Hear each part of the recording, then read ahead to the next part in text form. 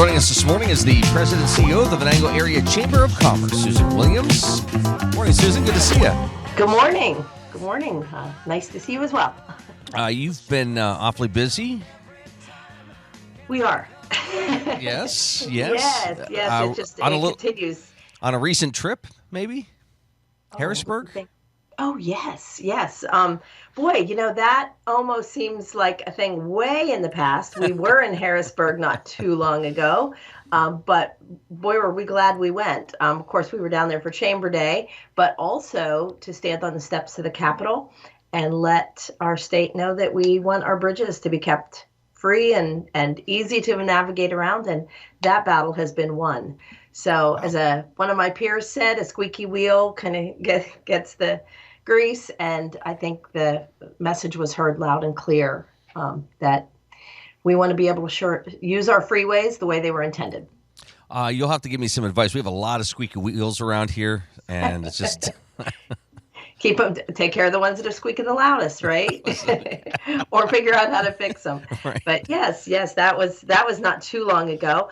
What's really keeping us busy right now is, of course, festival.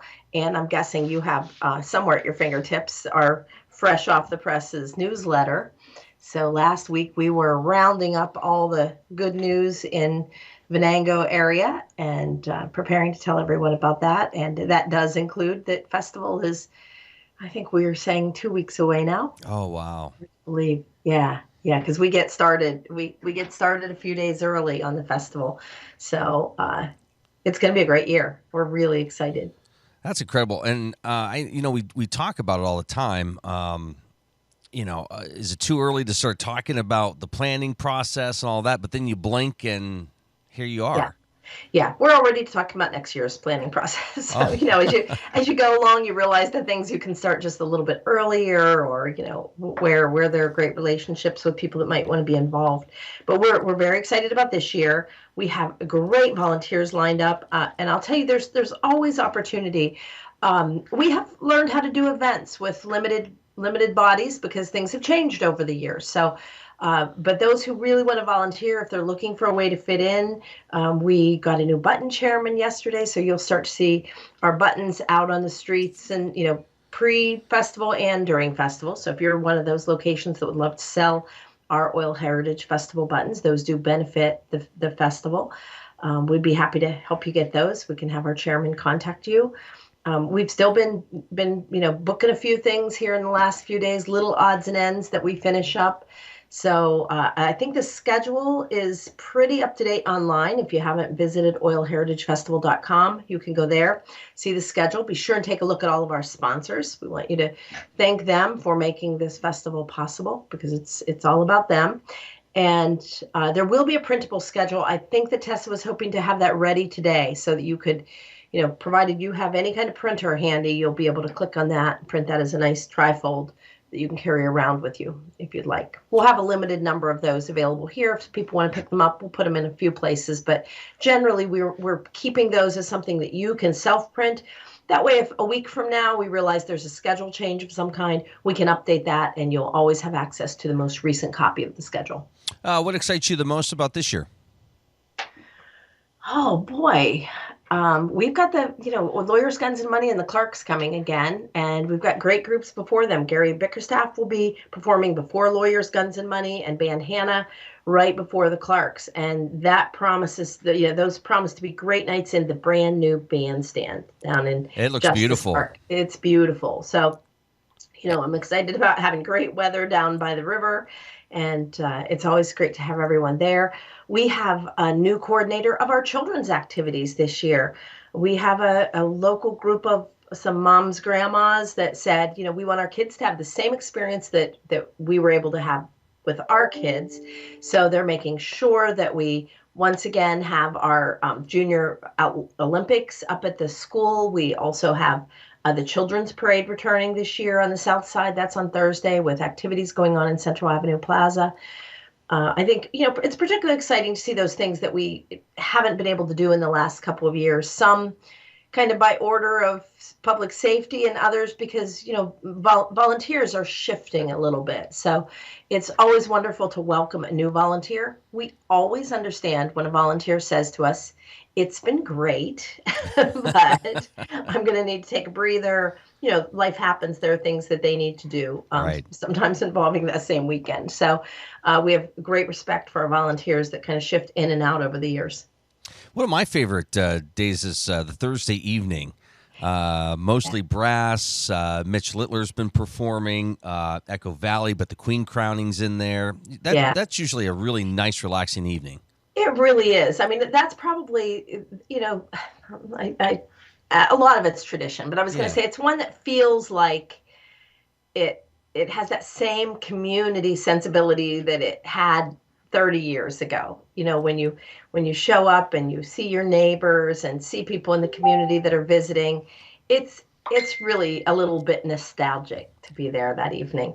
And of course, the library is right there, and they always are involved in the activities. Earlier in the day, they're going to have the touch truck for the kids. So there's kind of things going on all day around the farmers market. And if you haven't been over to the library, you got to go over and see the new steps. Oh, So the steps are painted like bookbinders, and they're amazing. So it's going to be fun to be in Central Avenue Plaza again this year. not to mention ice cream. Ice cream. Flex will be serving up ice cream.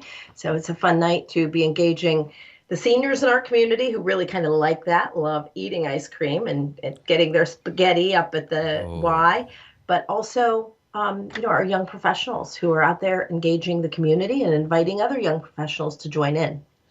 um, the front porch contest, is that going on? It is. Okay.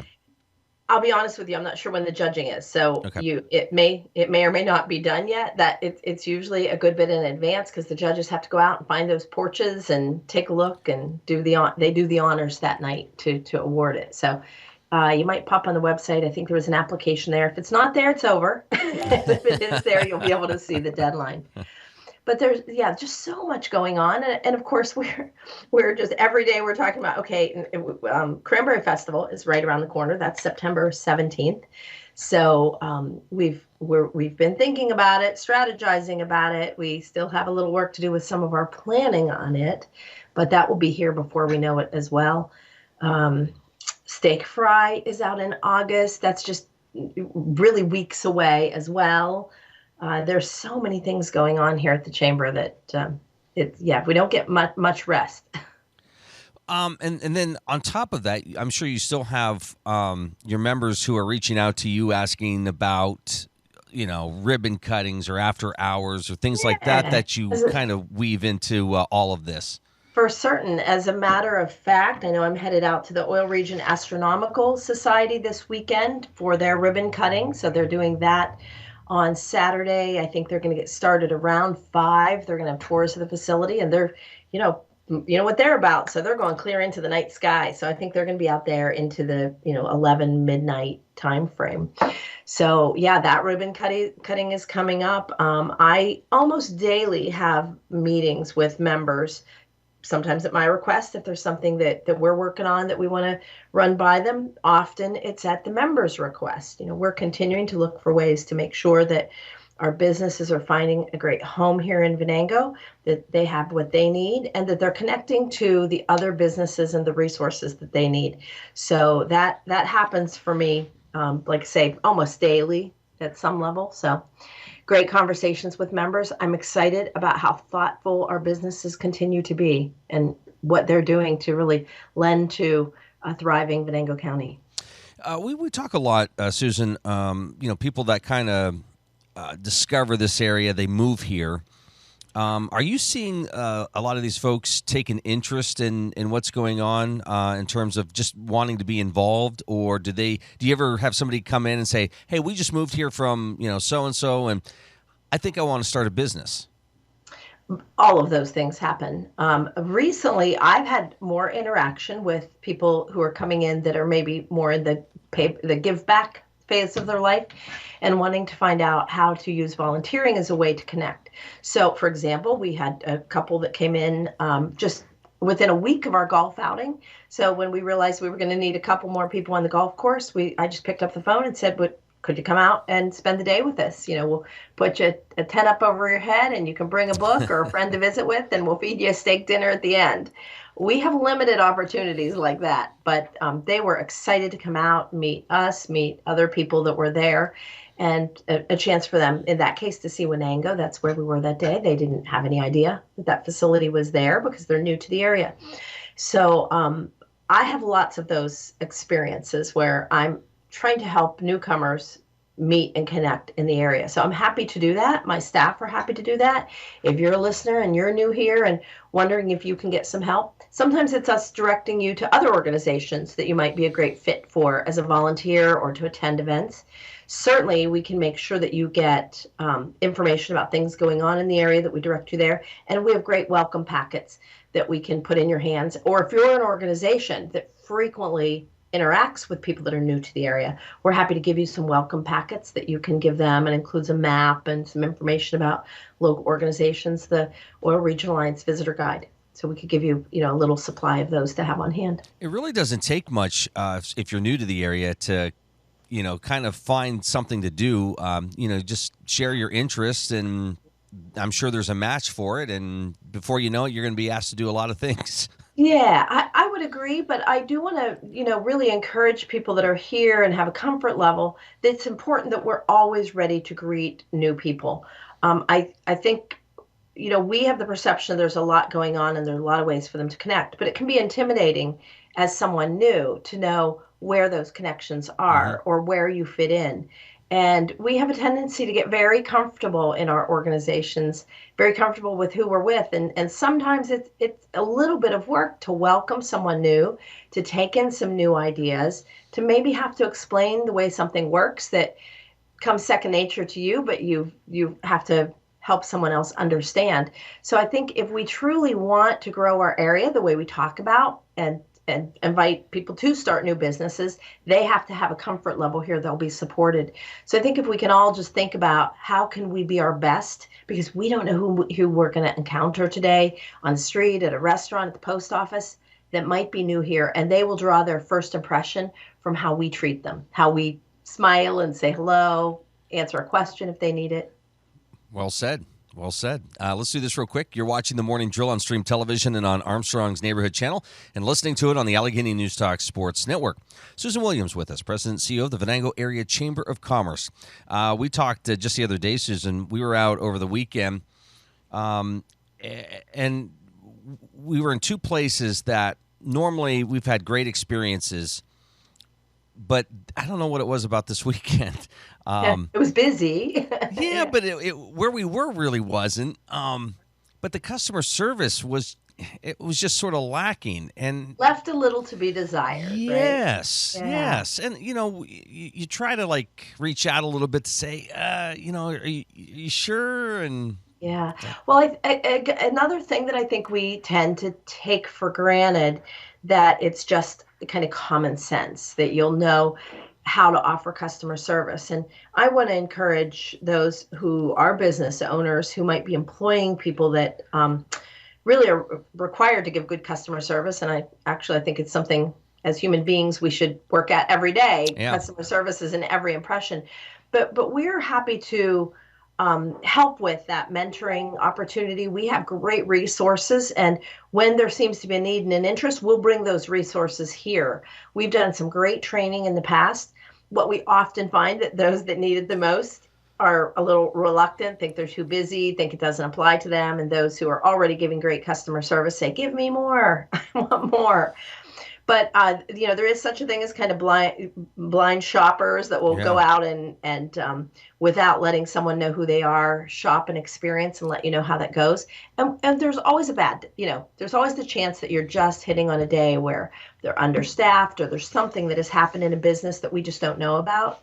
Businesses are owned by people who are impacted by family crisis and, all kinds of worries and things too. So right. I do want to encourage people to give grace to businesses. But at the same time, if we really want to encourage our businesses to be their best and to be successful, we do need to give feedback and encourage them to do better. So if we here at the Chamber can help, at the very, very least, we want to model great customer service. So we want to make sure that you have a great experience when you call or come in to us. If you don't, please talk to me and let me know how we did not meet your expectations, and then invite others to give you that kind of feedback and let us know how we can help. Well, and the other thing is, it's this time of year, and especially as a lot of these activities are coming back. Just be mindful that people are coming back to visit, or you might have folks traveling in who have never been here. And I caught myself doing this just, I think it was last week, where I'm like, I'm driving through town, and it's like, well, what is this person doing? And you look, and it's an out-of-state, license plate. Yeah. It's like, oh, okay, all right. Instead of laying on the horn or yelling at this person, take a deep breath, and maybe I can Yeah, help them. exactly. And honestly, if you had the ability to kind of take away your memory of the way you navigate our region and do it as a newbie, it's tough. It can be really difficult to navigate Yeah. our small towns. I know, particularly here in Oil City, and you've got some of this going on in Titusville. We have a lot of one-way streets, Yeah. a lot of no left turns. And of course here we've got all these waterways that just divide us up. They're almost like the little Vienna, Right. where there's just so much water going on. So be patient with people. If possible, ask them to roll down their window and say, "Hey, where are you headed? Can I give you some directions?" We need to keep working on signs. So, yep, be patient. Be patient. A good lesson there this morning. Yep, yep. On the education side, I know there's a lot. It's hard to believe we're already halfway through the year and looking at the last Yes. half here. But it seemed like such excitement, this first half of the year on the education front. It just seems like you're going to be rolling into fall with, a lot of great things already in place and ready to go. Well, we are ready to go. Kat continues to stay in touch with educators. Obviously, many of them are off for the summer. So if they're checking their emails, they're still getting emails from us. We are taking a little break with the committee for a month or so, but we are excited to talk to anyone out there that is looking to help these young people get into the workforce. We've really enjoyed watching all the outcomes of graduation. The kids that are going into great jobs that have won awards, of course, even national awards. We're so proud of Matt Woolcock, who just won a national award in welding. We know that our schools are putting out just great kids that are prepared for a future. We want to be part of that preparation and part of those introductions to get those kids, when possible, into jobs here in our area. When that's not possible, to get them out, get their experience, get what they need to know, and be ready for them if and when they choose to turn their eyes back home and come home here. We want to continue to improve things here for them. So we're really excited to get back in the schools and talking with our educators and our community partners that are working in education and workforce. And so, yeah, the summer isn't really a break for us. It's a breather. A breather. Yeah. Yeah. But there's a lot going on behind the scenes, though, just kind of gearing Yeah, up. there is. And of course, the summer is a time when there are also any number of programs. One of the programs that the Chamber and many of our members support is Pennsylvania Free Enterprise Week. And every year I tell myself I'm going to find a break and get out there to Lycoming College and get to see some of our students. Last I knew, I think last year we had dozens of kids from Venango County and Crawford, I'm sure too, that traveled out to Lycoming for a week and got an experience in what it's like to work in business. So they had company mentors, and there's always opportunities for our local businesses to go out and work as company mentors or as judges and be a part of that. And it's really instilling in these youth what it's like to be a part of that whole process of running a business, everything from the marketing and finances to the strategic planning.